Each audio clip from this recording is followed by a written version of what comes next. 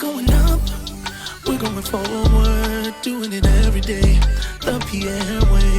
We're going up, we're going forward, doing it every day. The Pierre way. We're going up, we're going forward, doing it every day. The Pierre way. We're going up, we're going forward, doing it every day. The Pierre way. What's good, family? It's Robe. And Mima. And this is the Pierre Way podcast, coming at you with another episode today. Today's like a little emotional episode. Okay. This story is really close to our hearts. It is. It is. Because you said it, now I might start crying. Only because you said it. If you didn't say it, then I would have been like, okay, I'm chill. But because you said it, now I'm going to be like. We're sharing birthing stories, and we know that every single person who's had a child, there's different stories on how that baby came to be. Yeah. How did the birthing story go? So I'm going to pass it to the queen. Hey. So there's a birthing plan, right? Right. So for those of you who may not be parents yet or soon to be parents, you make a plan, right? That plan looks like, how are you going to deliver? Are you going to use epidurals or not? Are you going to do it at home? Are you going to do a water birth at a hospital? Like there's all that planning, right? And then the plan happens for many of us. And then there's like a birthing story where the plan didn't really pan out the way that we expected it to. And as a result, did a lot. Right. So we've had 3 pregnancies. Robin and Jamie were our first 2. And, our birth plans went according to plan. And you were a real G because you pushed out Robin in 30 minutes. Yeah, and I Jamie pushed in 15 minutes. Yep. So I did use epidural though. I ain't gonna hold you. So I ain't gonna act like, I didn't use no supports. But I had the girls. It was a pretty normal pregnancy, a beautiful delivery. We were home 2 days later, and really, those were beautiful deliveries. Those were really, really beautiful moments. We had like worship music in there. Our moms were in there with us. Yeah, it was pretty nice. Yeah, we really were intentional about how we wanted to bring a child into the world. Yeah. And I would say they worked out exactly according to plan. Thank God. And then we got pregnant with RJ. Dun, dun, dun. And that was an experience. So we got pregnant in the middle of the pandemic, the year of the pandemic. We found out we were pregnant. Yes. In Before 2020. the pandemic happened, we found out, I think. No, it was while we were in the pandemic. Pandemic happened March 2020. We found out after March. Got it. Yeah, because he was due April 2021. So it definitely was after that. And so, like many people joke around, it's like, spend too much time in the house, you ain't got nothing to do. So, just pandemic babies. But the thing, we were intentional about We actually were. We've been planning these kids since we were since we shouldn't have been talking about having kids. We had no business talking about kids. So this was like, it was our 3rd pregnancy. We were like, we were home, of course, because of the pandemic, and we talked, and we were like, yo, I think it's time for us to start trying. And you got like, and it was like a month. Like after immediately, we found out we were pregnant. We were pregnant. We found out we were pregnant immediately. Yeah. We obviously wanted a boy because we had 2 girls. That was a lot of pressure. And it was a lot of pressure. Because we thought, I thought we were having boys every single pregnancy. Yes, we thought Robin was a boy. Obviously, she wasn't. Then we were like, okay, Jamie's going to be a boy. And I remember sitting in that ultrasound room and she was like, it's a girl. And you were like, I was like, what? You were like, huh? And I was laughing. I thought it was bad, so comical. Yo. So, yeah, pregnant with number 3. I mean, we both wanted a boy regardless of the order. So when it came to number 3, we were really hoping it was a boy. Yeah, but I remember you saying like you knew God told you it was a boy already. I had a feeling it was a boy. I didn't know what it was. It was more emotional for me because I was like, I don't want to set myself up for disappointment. Yeah. So I was like, whatever it is, it is what it is. But you really wanted that boy. Dude, we bought boy clothes. Like when we were pregnant with Robin. We bought a boy onesie. We were like the faith type of we were like, it's a boy. We did a whole bunch of stuff and both times it didn't happen. It wasn't. So I was like, listen, we already had a plan. I was like, if it's a girl, we're gonna just have 3 girls and we're just gonna adopt a boy. No, we did. Because we were like, we don't know if we can do a 4th pregnancy. We're not too sure if we could go through that again. So in any case, and I forgot about this. We weren't going to talk about this, but I think you finding out that it was a boy. Oh, no, I remember that. Yeah, so I had to. So the pregnancy. So we found out we were pregnant, and when you first get pregnant, they ask you if you want to do, I call it specialty testing, but like, to figure out if the child's going to have any, illnesses or abnormalities, things like that. And so typically people refrain from it because for many different reasons. But for me, I was like, it doesn't matter what's going on with my child, whatever the doctors say, I'm having the child no matter what. So literally we did it for the sole purpose of like, we just want to know the gender. So I went in for the testing, it was blood work. And they called me a couple days later and she was like, oh, just calling to say like everything is normal. No, I remember. Oh my gosh, I'm so sorry. They called me. I missed the call. She left a voicemail. She was like, everything is normal. We just want you to know everything's good. Like, we'll see you in the office when you have your next appointment. So then I listened to the voicemail, but then I was like, oh wait, but we can find out the gender, babe. You want to find out? And you're like, yeah, go back. So we call back. And the woman's like, yeah, I called you. This is such a bad story. She was like, I called you. I left a message. Everything's fine. I was like, yes, we literally are calling just to find out the gender. She laughs on the phone. She laughs. So I wonder. Because we're on speaker. It's on speaker. Roberson's next to me. And she's like, okay, are you guys ready? And we're like, yep, me and dad are here. So you're like, at this point, you're like, I already know what it is. Yeah. I'm chilling. At this point, so as she's about to say it, I'm like preparing my heart. Because I could be a little dramatic. So I'm just going to be real. Dramatic. I could be a little dramatic. So I'm preparing my heart and I'm literally praying at this point. I'm like, you know what, God, whatever you give us, I'm going to be happy about it. I'm like prepping my heart just if it's a girl so I don't ruin the moment. Right. You know what I'm saying? Because I think for Robin and Jamie, when I found out their sex, I kind of like ruined the moment because I was like, disappointment took over gratitude. Oh, wow. And so I was just like, And I remember my sister Yardley, when I told her, she could hear my voice like I was disappointed. And on my way home from the hospital, she ripped me a new one through text message. I'll never forget that. Oh, wow. I didn't know that. My sister holds nothing back. Yardley's a real one. She was just like, Roberson, I can hear it in your voice and you need to chill out. I don't know what's wrong with you. A baby's a blessing. Like, she was going in on me. Yardley was going in on me. And I was like, okay. Because I like to share with my sisters. But yeah, so you were preparing your heart. I was preparing in that my heart for it, and I was like, God, whatever it is, I'm gonna be grateful. For it. And then she says it's a boy, and I'm like, yay, do it! And I'm like, oh! He was bawling immediately, crying, like, and I was shocked that when I saw your eyes, I was like, oh my God, babe! And I gave you like a big hug because I was like, oh my goodness, like this is really hurting you. Like, this really was it for you. And yeah, I remember you were really emotional. I've dreamt of having a boy forever. So I was like, oh my gosh. I was just, and then it was done. Obviously, I'm embarrassed. So I go to the bathroom. I like lock myself in the bathroom, and I cry some more. And I actually recorded a video for RJ in the bathroom that day. Yeah, I remember you told me. I still have that video. I'm not going to share it. It's very private. I'm not going to share it. You'll share it with RJ one day. I'll share it with RJ one day, but I literally, like, at that moment, just made him a ton of promises of the type of father I was going to be. And I was just like, I recorded, it was like a 5-minute video. You were in there for a while. And I mean, it's funny now, but like, even in the moment when I was like, you're in there for a while, I guess I didn't realize how deep it ran for you that you really wanted that boy. Right. And so I think that made me even more excited and happy that it was, because it was like, oh man, here's the blessing that like we really asked God for, and he gave it to us. Right. And so of course, like we went through that pregnancy. I mean, at that point, I feel like, yeah, I've been here, done that with that pregnancy, right? So it was like, every appointment was like, yeah, whatever. Yeah, this, that, the third, whatever, no big deal. But what was different about this pregnancy was that every single appointment that I went to, there was something that the doctors found that was concerning for them. At one point, some of his organs, they said, weren't as fast as they should have. Another point, there were some concerns about his heart. Yeah, the third quadrant in his heart wasn't developing normally. And to be honest with you, I think for the typical person, it would like make them shake in their boots. But for me, I was like, I've had 2 kids. I'm about to have a third one. There ain't nothing wrong with this kid. Like for whatever reason, I was just so faith-filled. I'm like, everything's gonna be fine. Honestly, it's no big deal. Unfortunately, that December 2020, I got COVID.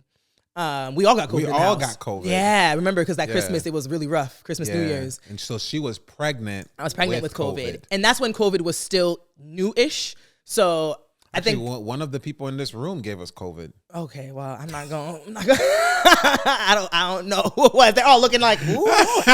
But what I will say is that It was you, Josh. Josh, it was you. Okay, enough. Anyways, what I will say is that December 2020 was actually the first time that I actually was nervous in our pregnancy. And I think it was because, COVID was so scary and I'm pregnant. So now it was like, well, what is this going to do to my baby? What is this going to do to me? Like, is this going to hurt us? Like, and of course, just like the speculation of the world with COVID at that time, people were still unfortunately dying at that time. Like it was scary. Yeah. And so I think for me, that was the first time throughout the pregnancy where I was like, oh my gosh, like I'm scared. And then the doctors were giving you a ton of runarounds. Yeah. And I remember you coming one time. You came home from an appointment, or you called me, and you were like, "I'm done." Like you were like, "These doctors are just."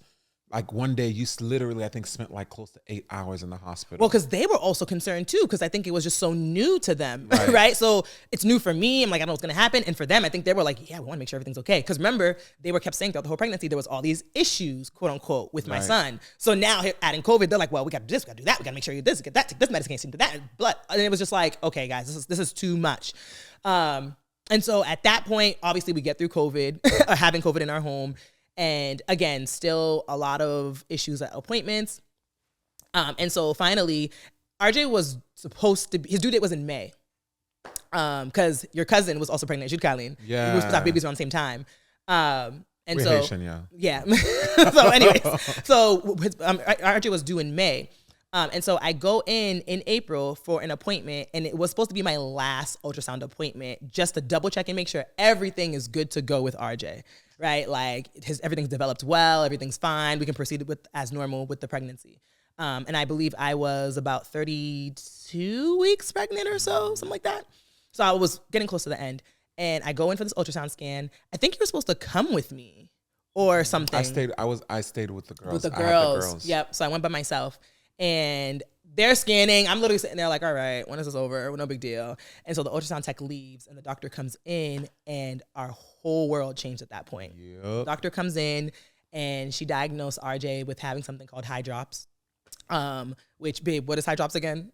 High drops is when like liquid forms in a certain part of your body where it's not supposed to. Yeah. Like a really huge, like, pool of liquid. Yeah. So if you ever seen kind of like babies being born and they're kind of like their stomachs are like way bigger or their heads are like way bigger, looks like swollen. It's like it's the liquid that kind of forms in like an irregular place in the body. Yeah. And so only about 50% of babies make it out of being diagnosed with high drops at that point. And so the doctor basically was like, you need to have this baby now. And I'm like, whoa, what? Like, I'm like, what you mean now? I'm not due anytime soon. I'm not due till late May. So what do you mean? So it of course, she's like trying to like prep me through it, but I'm pregnant and you're telling me I have to have this baby now. I did not plan for that. We still had stuff that we had to do. Like, yeah, I mean, we had stuff we had to do, but it just, God was really moving through it because maybe 6 weeks before that, and it was like, we were up at like 6 a.m. for something, and Robin had gotten up really in the middle of the night, and she came to our rooms like, what's going on? And she was like, we're not ready. And we're like, what are you talking about? She's like, RJ's gonna come soon. She's like, we're not ready. We're like, Robin, what are you talking about?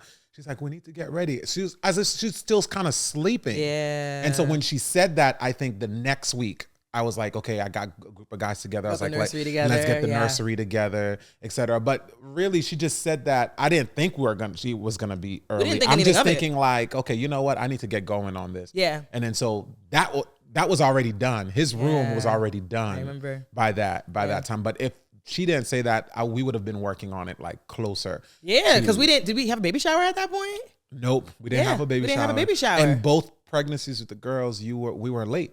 They didn't come early. So we weren't expecting RJ to even come on time, let alone come when he was supposed to. So to make a really long story short, I was admitted into the hospital for 2 days, and then we ended up having to have a C-section. It was a planned C-section. But those 2 days in the hospital, of course, you came and met me. Yeah. We were still in the midst of a pandemic. Yeah.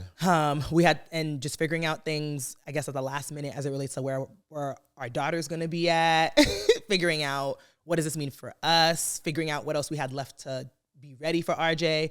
But then outside of those things, preparing for this 50% chance that RJ may not make it. Right. I mean, there's these very scary bits, and we're sharing this story because we think that there's a lot of people that go through this and they don't necessarily get the opportunity to kind of process. Yeah. And there's some things that we've learned through it, so hopefully it could bless somebody. Yeah. But I remember receiving the call at home of me calling you. Oh, I mean, you were just in tears and stuff like that, and so I was like, as a husband, I was like, okay, cool, baby, it's gonna be okay. I don't think I ever told you this. So I'm like, as a husband, I'm strong with her on the phone, and then as soon as I hang up the phone, I call, like, I'm texting all my sisters. Then I call my mom, and I text my sisters, and then they were already with my mom. Oh, wow. And then so they had told my mom. My mom calls me, and I'm like bawling on the phone. I didn't know that. My gosh, yeah. I was out on the phone. Wow. And so then my sisters, they left their jobs, came to the house. Yardley came to the house, and I went to the hospital. Yeah. And I remember when we came in, the doctor that we were seeing, he wasn't necessarily a jerk, but he wasn't sensitive with the information. And so some of the things that he said, still to this day, I still can remember like how he said it. I remember how he looks like. He was just like, yeah, and I always say this when I say this testimony, he was like, listen, things are going to get worse before they get good. Yeah, I remember He's that. Like, this is going to get real bad before it can get good. And, there's high drops. Most babies don't make it out. Yeah. I mean, thinking back now, I understand they were probably just trying to prepare us for the worst, right? In some way, shape, or form. But yeah, looking at my face. Okay. I mean, the reality, because I get it. reality is that's a reality. It's like they said, there are families, they don't make it out on the other side, the positive side.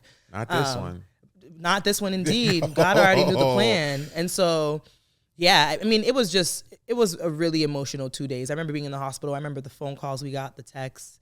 You don't know this. I remember, I think it was the first night, you had slept on the side, like whatever bed they gave you, slept on the side. And I remember you were turned around and I could hear you sniffling. And I could just tell your emotions were on high. And interestingly enough for me, like me still trying to like also keep it together, because I was like, it's not going to be, I just felt like in the moment, it wasn't going to be helpful for both of us to just be an emotional mess, even though, even though it would have been warranted, right? But I think we were both just trying to be strong for each other and for ourselves, because ultimately we cared the most about him. I remember that moment. That moment was when Pastor Mona had texted me, our spiritual mother, and she was just like, you have too much seed in the ground, like for God to do this. There's just so, like, you've sown so much, and there's so much faith. Because our pastors knew they were praying for us. They were like, I mean, at that point, the church, folks were just praying for, what was going on. And so there was just this moment where fear was kind of gripping my heart, and I was just saying, God, like, save my child. Yeah. And so we had the C-section. It was my first C-section because I had regular vaginal deliveries. So, which interestingly enough, on you on the other end, you had gone through C-sections with your siblings. Yeah. So it was interesting being in that operating room for me. I don't know if Debbie's watching. So the hospital we gave birth at, one of my former students was the nurse there. And so great. You remember Debbie. Oh, and so great. She just so happened to be her last day of the week to work when we got admitted. And she was like, I told her what happened, and she was like, I'm going to work until like you have this baby. Like I'm going to pick up the hours or whatever. And so she walked me through those 2 days. And so I'll never forget this one moment where we're coming inside of the OR. You had to leave me, because if you don't know, like, mom has to go first, and then dad has to go get like prepped to put on his stuff, the protective gear. And so I go in first, and I'm with Debbie and like a couple other doctors. And Debbie's like, all right, let's sit up on the table. And so I sit on the table, and like, I watched a lot of Grey's Anatomy and like medical shows, but there is something about walking into an OR that is so eerie and scary. And once I sat on that operating table, that it immediately hit me. And I I bawled, babe. Like Debbie had to hold me. Oh, like wow. it was like, and literally I'm like sitting there with Debbie and I'm like, I don't even know why I'm crying. Like this is just so much. It's just overwhelming, Debbie. She's like, it's okay. It's okay. It's okay. She's like holding me, trying to comfort me. They had to give me the epidural. So they're like, you have to stay still. I'm like, I know, it's a lot. Cause I think in that moment, it was the reality of like, I don't know what's going to happen now. I really had no idea. And all those feelings, even now coming back, were just overwhelming. And so, of course, they prep us. You ended up coming in. And I remember just praying so hard. I remember praying so hard. That feels like one of the hardest moments of when I ever prayed. And just being like, you know, God. And I really did pray this prayer, guys. Like, I don't say it to say it. I really did pray this prayer. I really remember saying this. I'm like, God, you just get the glory out of all this. No matter what happens right here, right now, in this moment. Thank you. No matter what happens right here, right now, in this moment, God, like, I just want you to get the glory out of it. Because I know God knew what we wanted. He knew what we wanted to see on the other side. And so, you know, we gave birth to RJ. And I remember I told you, I was like, Robertson, when they take my son, just run with him. I was like, I'll be fine, whatever. Because I'm so, it was bad. I was like, I don't care. Whatever happens to me, happens to me. Like, you go get saved with our son. And I'm like, I'm laughing because RJ was born, they showed him to us, and they took him, and they had to like run to the NICU with him. And I remember I was like, go, you go. And I'm still there with Debbie. Yeah. And you came in like 5 minutes later, and I was like, Robertson, where's RJ? You're like, he's fine. He was like, he's no big deal. He's fine. And so of course, like we go through like, you know, the postpartum episode of like, you know, just bring me to the back room and like, you know, just recovery time. Of course, you know, doctors were like, you got to take care of yourself, mom, first. Cause for me at that point, I'm like, I just want to see him. I just want to see him. You know what I mean? Like, I'm like, I actually see my son. And they're like, yes, you're going to see him, but we need you to be okay first. Yeah. Like, so it was a lot. Yeah. So I went back there and, it was a lot. Yeah. I mean, there was like 4 or 5 doctors. There was just checking on all of the stuff, checking vitals and all of that. And then and then they had to do a ton of testing that I couldn't be in the room for. Got it. So then they were like, yep, this is where we got to take him and we're going to situate him and all that. Yeah. And so when I came back, I think they were taking care of all of that stuff with him. And so he was born. There was no physical abnormality that was shown. Yeah. But they had located high drops in his lungs and his abdomen. Yeah. That's where they had located the water. And so I think went with you. And I think the first time we went to see him together. Yeah, that sounds about right. And he was pretty much. We have all the pictures, so you'll see the pictures, y'all. But he was pretty much like in this cube thing that was covered, and there was wires running through him from like head to toe. I mean, needles and wires and all of that stuff. And then that was really scary. The machine that was helping him breathe. Yeah. It's like he couldn't breathe on his own. So the machine kind of like, and so you saw his lung when the machine would like pump his lungs. Yeah. And then kind of you saw him breathe in and out. Yeah. And so so that was that story with him. So now we're in the hospital. Yeah, I'm postpartum. We're waiting to hear, you know, what's going on, and they're running tests with him. Yeah, and you know he's born. I mean, for a premature baby, he was 6 pounds. Yeah, he was a big baby even for being premature. Yeah, and so, and they run the test, and they're like. I think that was 2 days later. Yeah. They were like, there's no liquid. They said, we don't see any high drops. Anything. At all. And at that point, it wasn't your doctor that delivered him. Yeah. It was because it was something that needed to happen so fast. Yeah. The doctor that we were seeing along that had planned to deliver RJ wasn't even on. Right.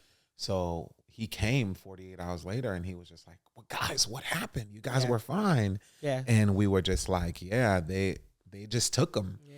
And he checked. He's like, he's fine.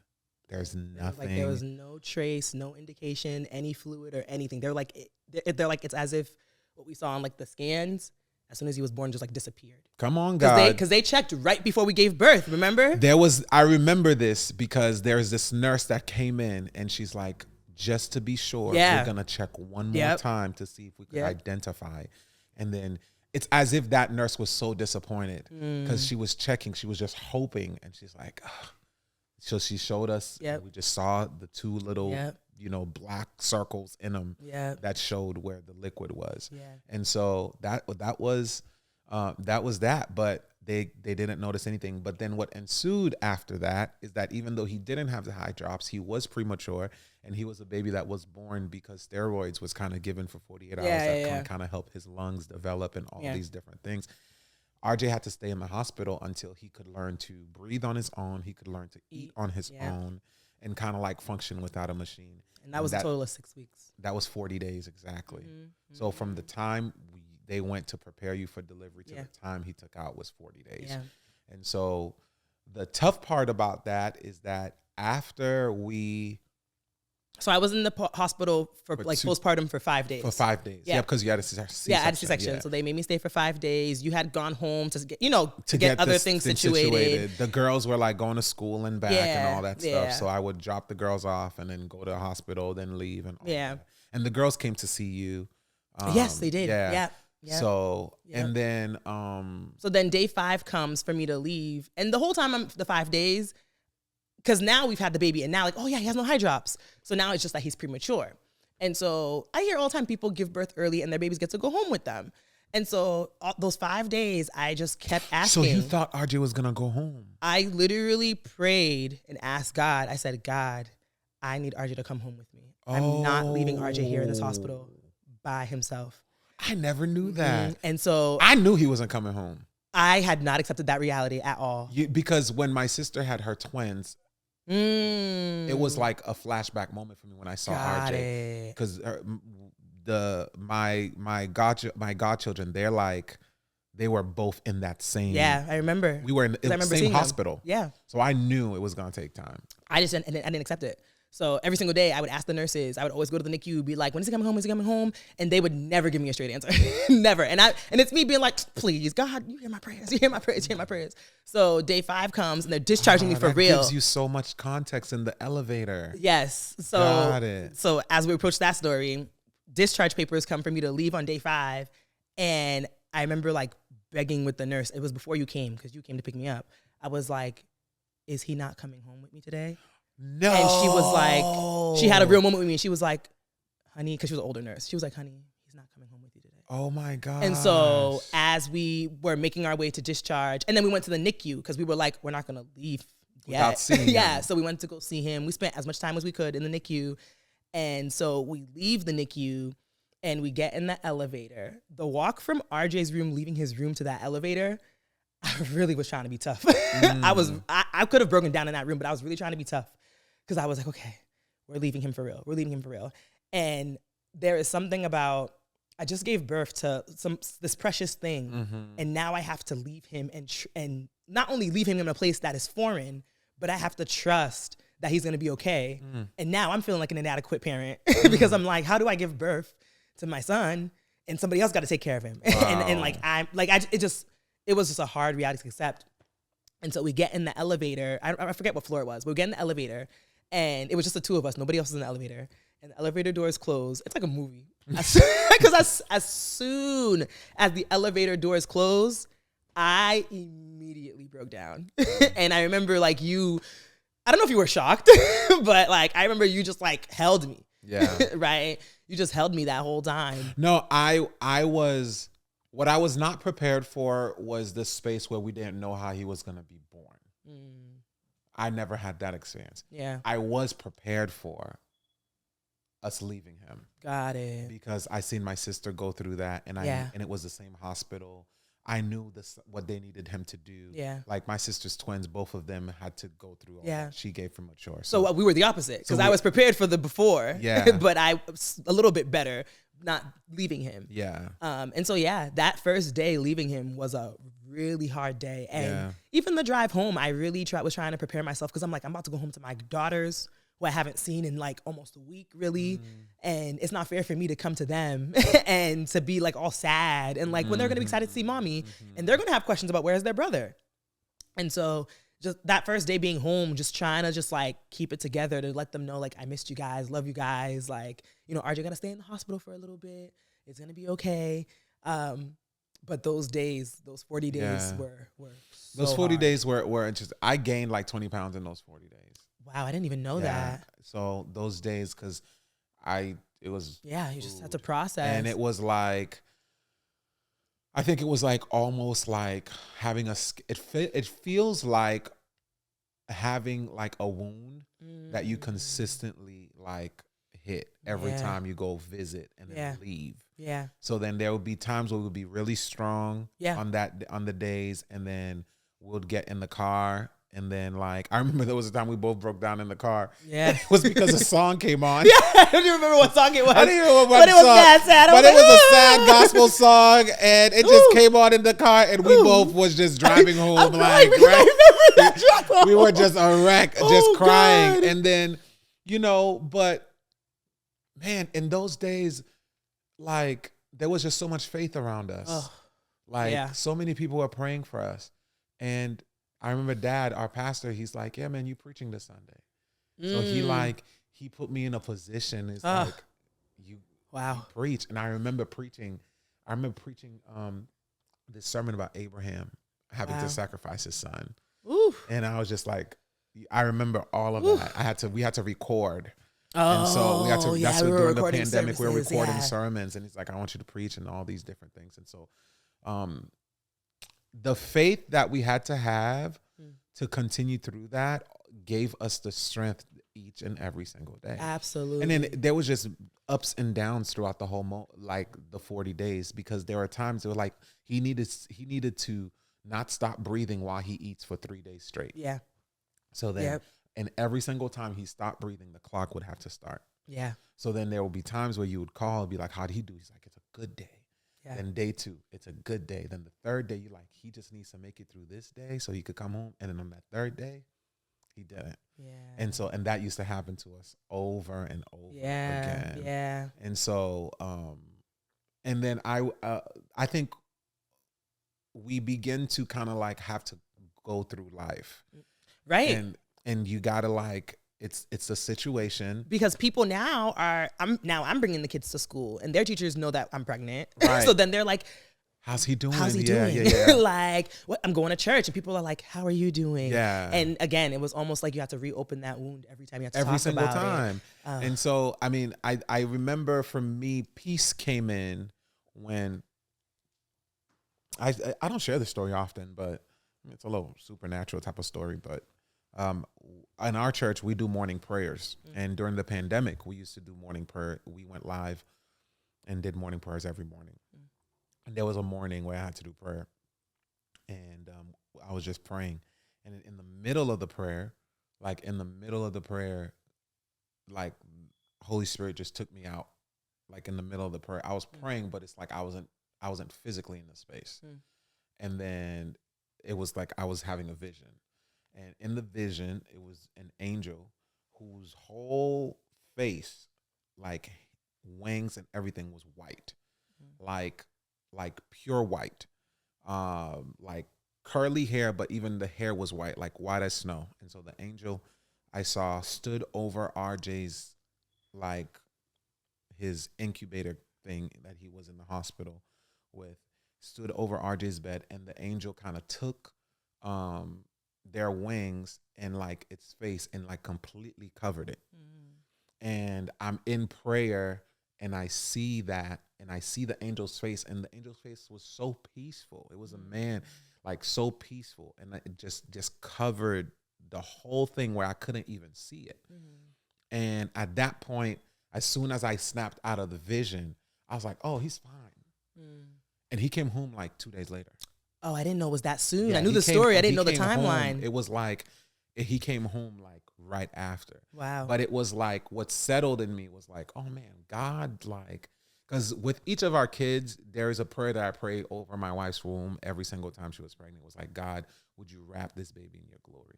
Like every single time, like, God, wrap this baby in your glory. And so when I saw that out, I'm like, there was nothing for me to worry about. Yeah.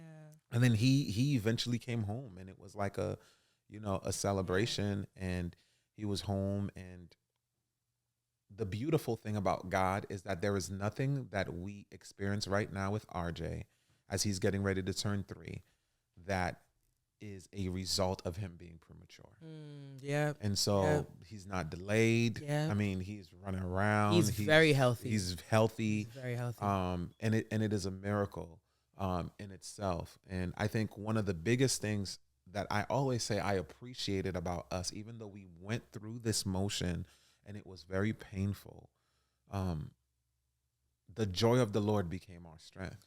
It really did. And, God really gives you what you need when you need it, because the same way that I was like, oh man, I'm leaving RJ at this hospital and who's going to take care of him and all this stuff. One of the nurses knew us, Dina. Yeah. And I remember the first time we went over there to see her. That is so true. I was like, girl, she was one of our, when we used to do ministry back in the day in the city. And she was like, I'm RJ's nurse. Like, I got you. And so she had my personal number. So she would even personally text me, like, this is how he's doing. He's doing great, all this stuff. Shout out to Dina. Yeah, shout outs to Dina. There were other nurses I remember that, if I go back into my stuff, I would remember their names, who just they were so good. So there was that community of where RJ was that made me feel like, okay, he's safe. And then, there was our church community where as we started going to church more, and obviously RJ was still in the NICU, more and more people were coming up to me and sharing their testimony and their story. I will remember pastors, leaders, people who just would be like, my son was in the NICU, my daughter was in the NICU, this was in the NICU, this is what we did. You're going to be able to make it out. And so it's just by them sharing the power of their testimonies gave me encouragement of okay, my testimony, this is part of my testimony. I'm going to make it through. And then what I also think is important for people when they go through, whether it be a birthing story, whether it be, going through different trials and tribulations with parenting with your children, is don't discredit where you find the community. So I don't remember how, but I ended up finding this woman online. That's what it was. I was researching, I think, either high drops or just how to navigate being a parent with a child in the NICU. I literally was just on Instagram looking at different people posting stuff. And there was a woman, she lives in Minnesota. I remember this. She was posting on her story every day of her going to visit her son in the NICU. Yeah. And I ended up randomly following her. Yeah. And her story, while very similar to mine, the struggles of everyday life and navigating having other children, but still staying encouraged. And she also happened to also be a believer. Yeah. I end up DMing her and I'm like, you have no idea who I am, but I'm going through the same exact thing that you are going through right now. And I think her son ended up getting out the NICU a week before ours. And so and same thing for her. We kept in touch for some time, and same thing. Her son is healthy. There was no all the complications they thought that he was going to have, didn't have. And so that, while a stranger from the internet, her just sharing her testimony and having that sense of community online, I was getting hit from all spaces. So I then became at a point where I was like, God, you're proving to me too much that you're not going to get us through this. So there may be tears in it, but I'm encouraged to know that you're going to get us through this. Yeah. And we're going to come up with something on the other side that's going to be beautiful. And that same prayer that I prayed of let your glory be revealed in this experience is still going to happen. Yeah. Which was the miracle of RJ, even now. I remember one of the things that really helped, man, is our friends and family, we were still laughing. Yeah. We were still it wasn't a somber space. Yeah. We went out on dates the other day. I was looking on my phone. I was like, oh, this when RJ was in the hospital. We went out on dates and we were there's something to be thankful for in that moment. Yeah. And so, and we kept the faith, and we were surrounded by a community of people that did that. Yeah. So as we prepare to close, I really want you to be able to kind of speak to if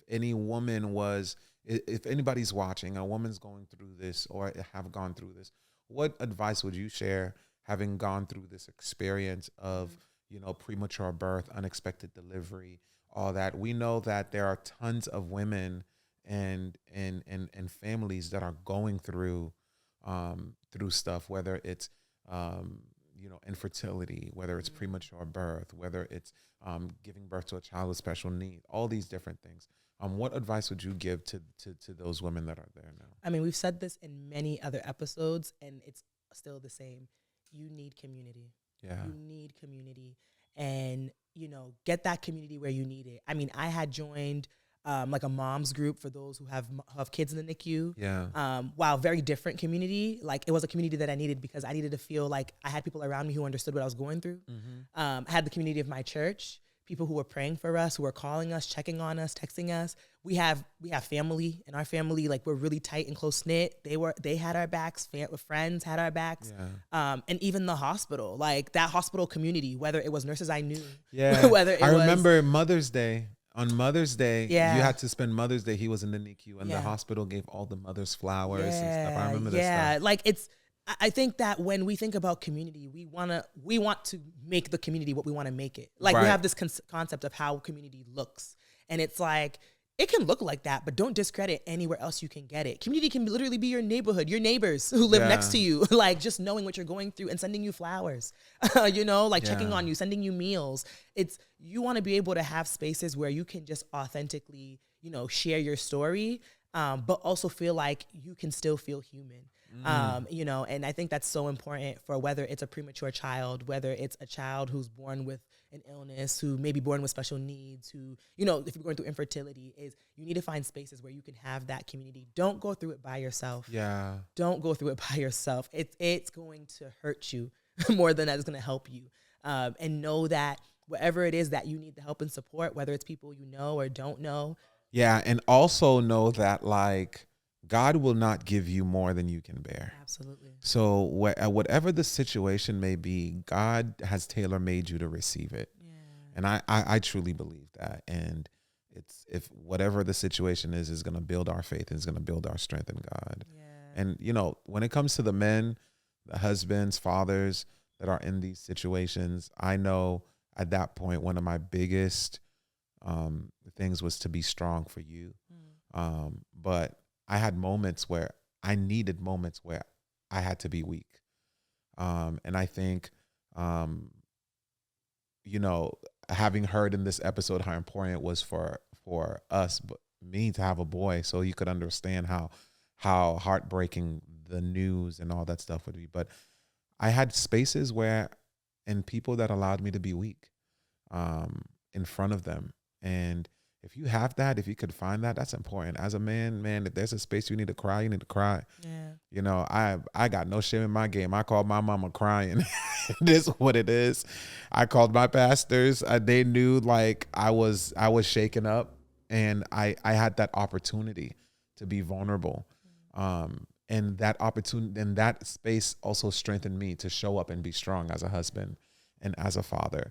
So, for all the men out there, don't try to, you don't got to be Superman in every single scenario and situation. This is affecting you as well. And as you show up for your wife, as you show up for the mother, as you're strong for them, lean on the people that are there to be strong for you as well. Yeah. And so we know that this is not easy when things affect your children and things can be very, very tough. But one of the things, the Pierre way of doing any, unforeseen birthing story or something that may be tragic in your life is to not do it alone, y'all. Yeah. We say it all the time. Don't do life alone. Don't do these things alone. And you never know what life is going to bring your way. So wherever you are right now, create the community that can withstand anything that's coming. Yeah. The friendships, the family, your family. Like, if anything comes your way, you got people that are with you. And if anything comes their way, you're going to be with them as well. And whatever comes, you face it together. And God's going to just make you stronger. What I love about our little boy is that, like, when he's around, so many people know his testimony. Yeah. He's a consistent walking and talking reminder of God's faithfulness. And that's what's beautiful about community. It's like, when he's around, running around the church, and he's with his grandparents or he's with our friends and family and all that stuff, people look at him like, yo, that's the miracle baby. That's what we call RJ. Yeah. It's RJ the miracle. That's the miracle baby. And so create your community. So in times when your miracle is around and whatever, they will celebrate with you and they will carry that with you. And that'll encourage your community as well. Absolutely. Because whether they need a miracle in when it comes to their children or something else, is like they also get that reminder, like God is faithful to his promises. Yeah. He really is. Love you, family. This was a special, a deep and special episode to us. This is a special part of our story, and we hope you're blessed. And if you are in a similar situation, we love you and we're praying for you wherever you are. If you have stories you would like to share, if you are in need of community and stuff, listen, however way we can help point you towards the right direction, we will. We love you. Keep being strong. Know that God will not put anything on you that you can't handle. Yeah. And keep moving onwards and upwards. We love you, family. Bye, Peace. We're going up, we're going forward, doing it every day, the Pierre way. We're going up, we're going forward.